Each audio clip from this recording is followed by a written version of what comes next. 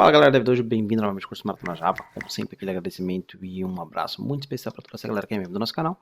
E antes de começarmos a aula de hoje, eu quero falar para vocês que na última aula nós adicionamos esse @serial, mas na verdade não era para esse cara estar ali, porque nós estávamos utilizando aqui no módulo Settings a versão do Project SDK para 8, quer dizer, a versão do Language Level do projeto. Nós estamos usando a versão 8 do Java, e a versão 8 do Java não tem esse @serial, se não me engano ele foi introduzido na versão 14. Tá? Então se você não conseguiu adicionar, esse é o motivo. Então vamos deixar na 8 ali mesmo, porque nós estamos fazendo uma pequena evolução no Java. Remove esse cara também. Então tudo funciona normalmente, a única diferença é que aquela anotação em si, ela não existe na versão 8 ainda do Java. Apesar da JDK ser a versão 15, nós estamos utilizando o Language Level, né, que é a língua, né, mas a versão do Java 8. Bom, então vamos continuar. Agora nós vamos começar a falar sobre coleções. Finalmente, chega de arquivo. Partindo para coleções, que eu acho que é um dos assuntos mais interessantes, porque, cara, a sua vida vai ser coleção quando você estiver desenvolvendo. Praticamente tudo que você vai fazer vai retornar mais de um objeto e você vai ter que saber lidar com isso. Então, seja para ordenar, para você filtrar, para você pegar apenas valores únicos, a sua vida em desenvolvimento são coleções. E o Java tem um puta framework para trabalhar com coleções. Então, Y coleções, e nós vamos criar uma classe, na verdade um pacote, né? Teste. Eu vou criar aqui o nome dessa classe vai ser equals teste 01. A primeira coisa que nós precisamos falar quando nós estamos trabalhando com coleções é sobre o equals, né? Por que nós precisamos do equals? Então, é o seguinte, digamos que nós temos aqui nome, cara, a gente boa do Brasil e humilde, tem esses valores aqui, essas duas variáveis, nome 1 e nome 2.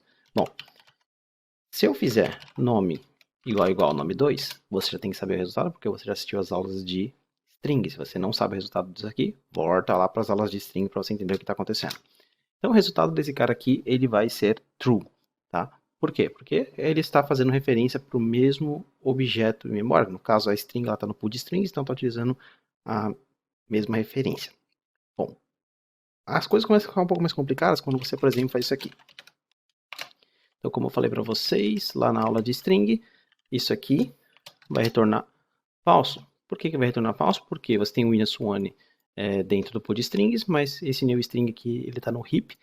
E para você desenvolvedor, para nós seres humanos, olhando para esses dois valores, você sabe que logicamente eles estão corretos, mas o Java não entende que eles estão corretos porque o Java foi desenvolvido para trabalhar dessa forma. Quando você utiliza igual a igual, esse valor que será comparado não é o valor em si do objeto, será a referência, o valor da referência que aquela variável de referência está tendo associada a ela. Bom, então nós vimos em algumas aulas que nós podemos utilizar nome.equals um determinado valor. Então esse equals, sim, ele vai trabalhar baseado no que foi definido, porque ele é um método que vem lá na classe object, ou seja, todos os objetos têm um equals, independente de você sobrescrever ou não.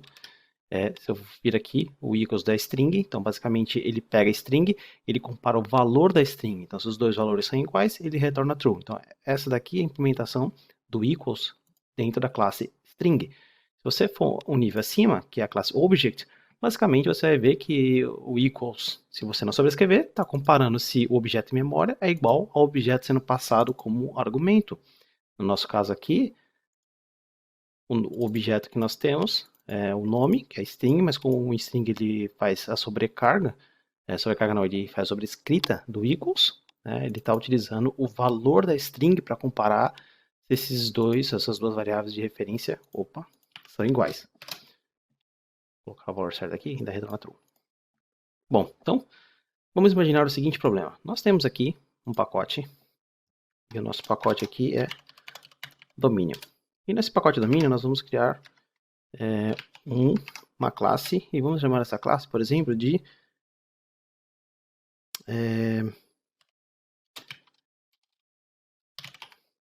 vamos chamar ela de smartphone. Bom, smartphone, vamos dizer que temos dois atributos. Private, vamos colocar aqui string, serial, então às vezes serial number, apesar de ser uma string serial number meio irônico, mas... E private, string, por exemplo, a marca. Vamos criar construtor, e nós vamos criar getters and setters. Bom, agora que nós temos essa classe, nós vamos fazer o seguinte. Nós vamos lá no nosso teste e vamos voltar aqui no equal test 01. Nós já sabemos como isso funciona, então vou apagar. Digamos que nós temos dois smartphones. Nós temos smartphone. Não sei se esse P é minúsculo ou maiúsculo. Smartphone S1 recebe new smartphone. Então, posso dar valor 1 a... Então, esse aqui é o serial desse daqui. E a marca desse cara é um iPhone, por exemplo.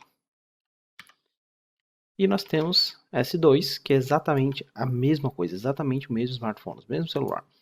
Bom, quando eu comparar esses dois valores, o que você acha que vai retornar? S1.equals S2. Então, se você voltar lá na classe Object, você vai ver aqui que ele está comparando se o valor em memória é igual ao objeto.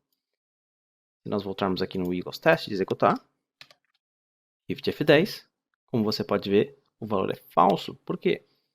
Vamos desenhar. Draw.io e desenhando esse cara, é o seguinte, nós temos um objeto. Esse objeto é o smartphone 1. Deixa eu pegar aqui o serial number. Então, esse aqui é o serial number. Nós temos dois objetos, que tem o mesmo serial number, que tem o mesmo nome. Mas a diferença é que nós temos duas variáveis de referência. Uma variável de referência que é a S1, que está fazendo referência para esse objeto aqui. E nós temos uma variável de referência que é o S2, que está fazendo referência para esse objeto aqui. Ou seja, duas variáveis de referência, dois objetos. Quando você utiliza o equals, que vem do object, basicamente você está comparando this com o que está passando como argumento. Então, por exemplo, se você chama aqui S1.equals S2, você está perguntando dentro do equals esse valor que nós temos aqui em memória, ou seja, esse objeto que nós temos em memória tem exatamente o mesmo valor que esse objeto aqui. Então, a variável de referência que S1 está fazendo referência para o mesmo objeto que S2. Então, é isso que você está comparando. Como eles estão fazendo referência para dois objetos distintos, o resultado é falso. Para esse cara ser true, utilizando o equals, esse S2 teria que fazer mais ou menos assim, ó. E como é que você faz isso? Simples.